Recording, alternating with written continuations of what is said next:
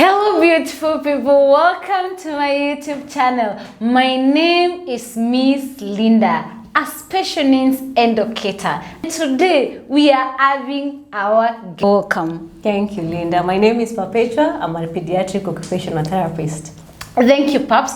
She has been with us for the first video. This is like the third video we are doing with Paps because the topic that we are exploring is quite a wide topic that we can't do it with one video or two video. It's a content that has to push us to have until the third video. And I hope you've been learning, because if you're not been able to see the other two videos, then you might not be able to flow with the knowledge. Please kindly make sure you go to the first video where we did a lot of identifying and a lot of definitions and the basics. The second video we did a lot of challenges that comes with sensory processing disorders, and now we have this video with Paps, and she's still exploring the topic on sensory processing difficulties. But for this specific video, please put on your listening caps and you are putting things down, and you're writing, and you have as many questions as possible for her, and she will be able to answer you those questions. So for this video,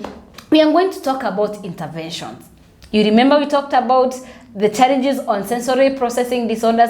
Now on this video we'll major on interventions. But before we look at intervention, I know there are so many parents, teachers and people out there who are wondering, how can we identify or differentiate between a behavior issue and a sensory processing disorder? When do we need an MBA on board, and when do we need an OT on board? And Paps is here to help us answer those questions. So Paps, welcome to my YouTube channel, and kindly can you take us through the difference between behavior and sensory processing disorder? So we're confused. Now take us through what is the difference between those two terms. So with behavior, what I can say, with behavior, it is something someone can stop. Let's say, for example, I like eating and throwing food on the floor. I just pick and throw, I pick and throw.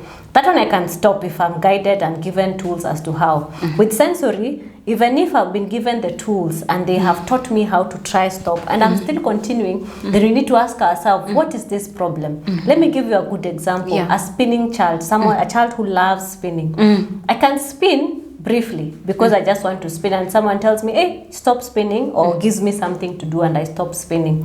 But then the one who has sensory processing, they will stop for a little bit. Then during the day, they do it again. At night, they do it again. You'll find them, the consistency of this is quite consistent.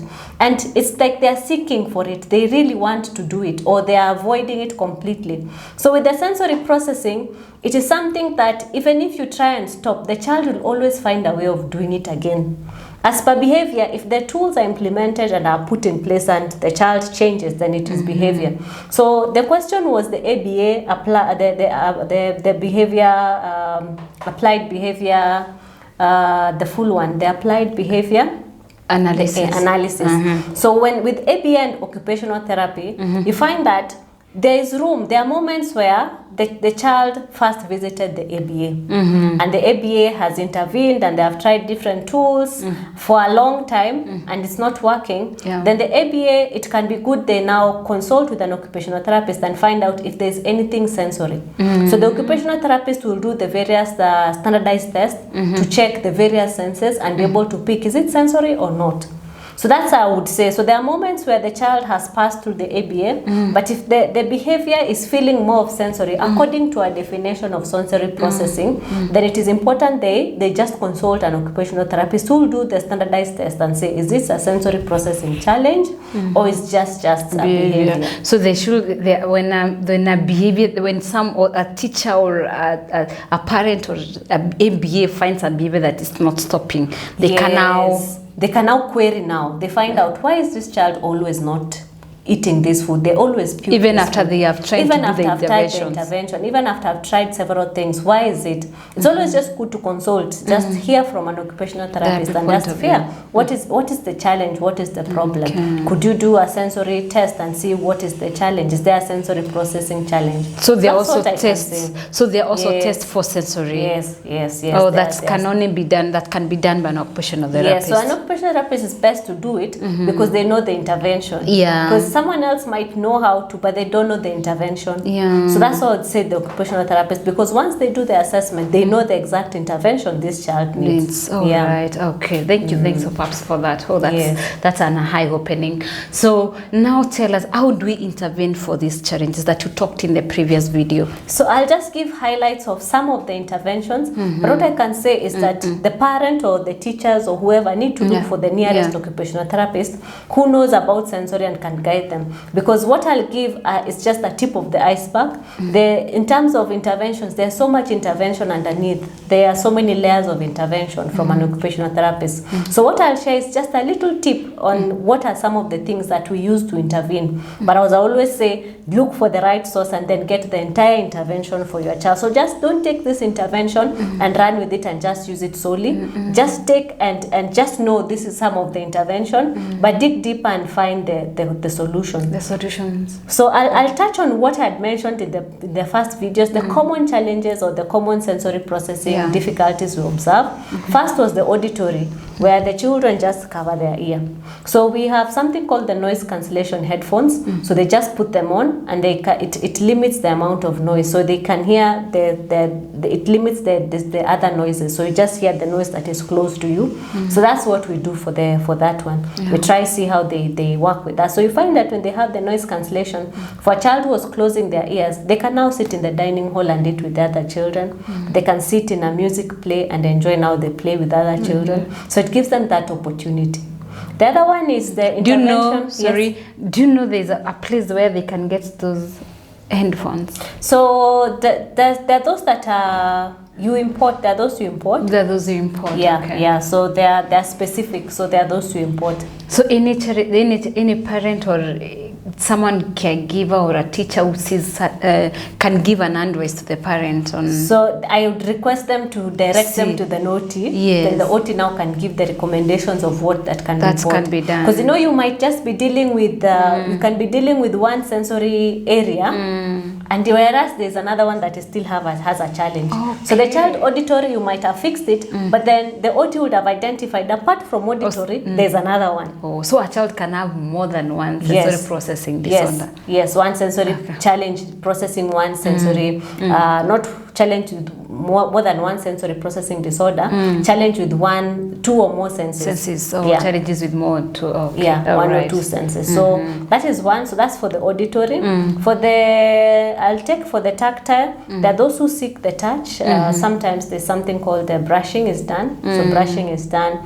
Then there's a sequence of how the brushing is done, and the OTs can really explain nicely how to do it. The other one for the vestibular, they have either the weighted jacket or the weighted blanket or the weighted lap pad or the weighted wrist weight. So there are various weights. So the OT will be able to tell you which weight is good, which weight is recommended. So those are just some of the tips of the iceberg.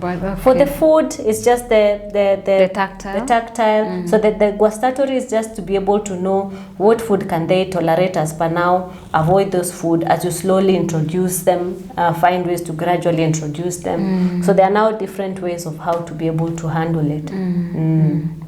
All right, those are like now. How about the spinning issue? The vestibular is just give them the input. Give them the input. Let them swing. You can swing them before school. They can find somewhere to swing. Swing them before classes. So it's just feed that input. It's like if your body requires a certain input, just give it and then it will be able to settle. So for a parent who is watching and their child loves spinning, because it's very common with our autistic children and also some children with special needs. So I think they can do that. They can them to swing. Because as long as the body is off the ground and they get that feedback, that's okay. Spin them on the office chair, There are many ways you can get ways to spin the children. Allow them to spin. Allow them to have that feedback. Then they can settle.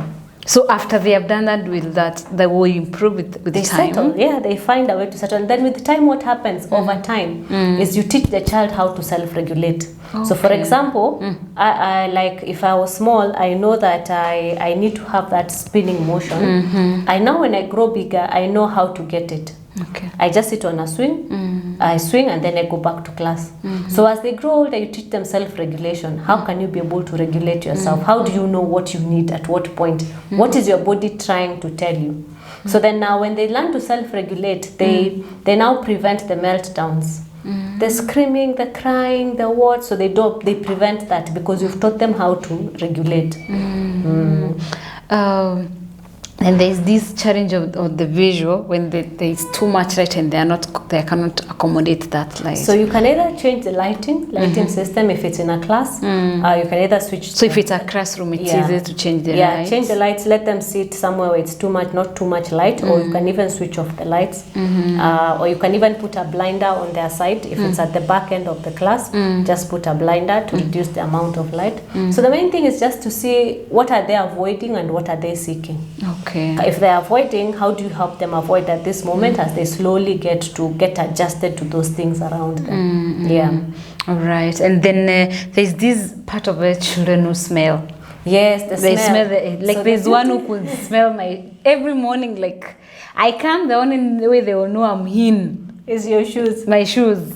So the thing is with the smelling, provide them with the items to smell. Like for example, there are those essence. You know those small essence bottles? Yes. So you look for the smell they seek for. There's vanilla essence, there's what? So strawberry. So whatever essence they have, let them have them. The small containers in their desk. They just open the desk, they smell, and they're okay now. They don't have to come to look for your shoe. Oh, okay. Or you can even have it on their clothes. When they leave their house, put the essence a bit on their clothes. So they can smell themselves. When you smell your own self, it is better than smelling someone's shoes or someone's hands. Yes. So find out what essence they are seeking. What smell are they seeking? Then you provide it to them. Then that can only be done with an OT. Yes. They will be able to help you identify the smell that they are seeking. Yes. Okay. All right. Yes. Now, hey, it is super broad. It's like we can talk and talk. And like there's so many when it's come to now balancing between you find that there are those who like they can't like even sit on a toilet because they feel like the hole in the toilet is big. Yes. So what you do with them, you provide something to step. You see the way at times you have a step before the toilet. So let's allow them to step, because if they are feeling scared and they feel like they'll go inside the toilet, don't force them. So provide somewhere where they will step. They step and they just do their business. They wash their hands. Okay. Yeah. Then now the other question that I had in mind, and I know many people out there who are watching might be asking the same. Now it's come to sensory processing difficulties. Do you feel like it is one area that people have not been able to understand it well, and it has been confused a lot with behavior? Yes, that is one area that I also find in my practice that many parents also find it hard to differentiate. By the time they come to you, it has been a long time. So it is something that if we just keep on doing what you're doing, like telling people what it is, giving them the awareness, they will be able now to start identifying and say, oh, now I get it, now I understand. Okay. And when it comes to intervention, do we get a place where you in your aerial practice, have you seen that is there a point that you can say parents have been able to achieve through the intervention in your field? For me, I've seen the interventions working because what I know is that when there's that consistency and you get the right knowledge, the child now adapts quite well in school. So I think with the intervention and the right type of intervention, the child is able to thrive. Okay. How about the children who are past, like let's say they are like 16, 17, 18, 20, 21, because we have special needs children who are that age. Yes. But you find out their sensory processing challenges were not, there were no interventions that were done when they were young. So here it's more of management and teaching them to regulate. More of management and regulation. And it is possible at that age? Yes, because now it's just the training, because the brain is plastic in a way. It doesn't still lose. It is very plastic when you're younger, but what I believe researchers say, it still doesn't lose its plasticity. Because you can imagine someone who has stroke and they still go intervention and they still get better. So there's a level of plasticity, it still remains. So then there's that level of training you can still do. So parents who are watching out there, there's nothing that is too late. I think POPs have just confirmed that there is nothing that is too late. If you feel that through the challenges you have looked at, the intervention, you feel like there's an area you feel that your child might be having a challenge on sensory processing, and they may be 25 or maybe 30 or 35, it's not too late. Imagine you can try to reach out to an occupational therapist, then try to see, let them have tests about the areas that you feel you have challenges on, and then get the interventions that you might need, or you need, because it is not too late. So Paps, what do you say about where can parents get occupational therapists, or what do you say about now occupational therapists when it comes to sensory processing difficulties? So occupational therapists are in many places. So as a parent, just find out who is your nearest occupational therapist, who is aware of what sensory processing is, but get in touch with an occupational therapist. They'll be able to really guide you. Another tool I can share with parents is there's this book called Out of Sync, sensory process for sensory processing disorders. So this book has a lot of activities for parents that you can try and find out what activity can I do if my child has auditory, my child has visual. So it is an awesome book and an awesome material, not only for parents, also for teachers, special needs teachers. You have neurologists, they need to get this book. Speech therapists, anyone who works with children who might have sensory processing disorders. It is an important thing to know. It will give you like an idea of what you can try. And it is it in the market at the moment? Yeah, you can get it on Amazon. So you can get it on Amazon. All right. Oh, that's it's for me. I usually say when it's come to children, to special needs, to typical children, we can never exhaust knowledge. We keep on learning, we keep on practicing. So if you're watching, kind of make sure you practice, you get the intervention that you need. For us, is just to bring you the knowledge. Please make now good use of this knowledge that you gain today. Thank you so much for visiting my YouTube channel and for watching. And thanks, Paps, for being with us for the last 3 videos and for sharing with us the much you have been able to. I completely appreciate, and I know my viewers completely appreciate as well. So welcome. Guys, as always, please make sure you subscribe. Miss Linda Gaki. Go on my YouTube channel, click the subscribe button, and also ring the bell so that every time we have a new video, you are able to know and to be notified that you're having a new video. Again, tell a friend to tell a friend to tell another friend, and let's gather everyone. Let them watch this video, let them take note, let them learn, let the children get help. Bottom line is you're looking for children to get help. If we have children get help in Africa, in the whole world, people get